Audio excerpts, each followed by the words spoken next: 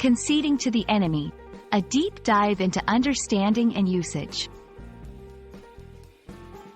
Hello and welcome. Today, we're going to explore a fascinating phrase in the English language, concede to the enemy.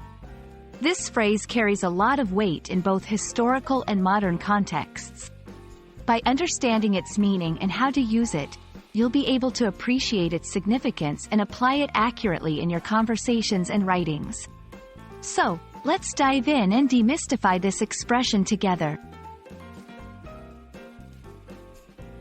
The phrase, concede to the enemy, consists of two key components: concede and the enemy. To concede means to admit that something is true or valid after first denying or resisting it. It also means to surrender or yield, typically under agreed conditions. When we talk about the enemy, we're referring to a person, group, or nation that is opposed to another. In this context, it usually signifies an adversary in a conflict or competition. Combining these definitions, concede to the enemy implies acknowledging defeat and surrendering to the opponent in a conflict. It's an admission that the other party has won, whether in a literal battle, a political struggle, or any form of competition. Historically, concede to the enemy has been used to describe situations in warfare where one side formally admits defeat to another. This could involve negotiating terms of surrender, handing over territories, or ceasing hostilities.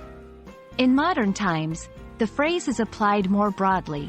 It can be used metaphorically in politics, sports, business, and personal disputes.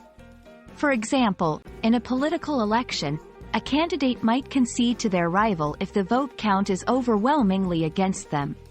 In sports, a team may concede defeat if there's no possible way to win the game.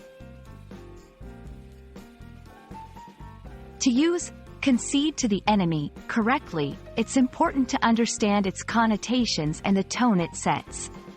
This phrase is often associated with serious, formal, or dramatic situations. It's not commonly used in everyday casual conversations but rather in discussions that involve some form of conflict or competition. Examples of sentences using concede to the enemy. After a prolonged battle, the general had no choice but to concede to the enemy. In the face of overwhelming evidence, the politician conceded to their rival, effectively ending the campaign. Despite their best efforts, the home team had to concede to the visitors as the final whistle blew. I hope this video has shed light on the meaning and usage of the phrase, concede to the enemy. It's a powerful expression that encapsulates the act of surrendering or admitting defeat in the face of opposition.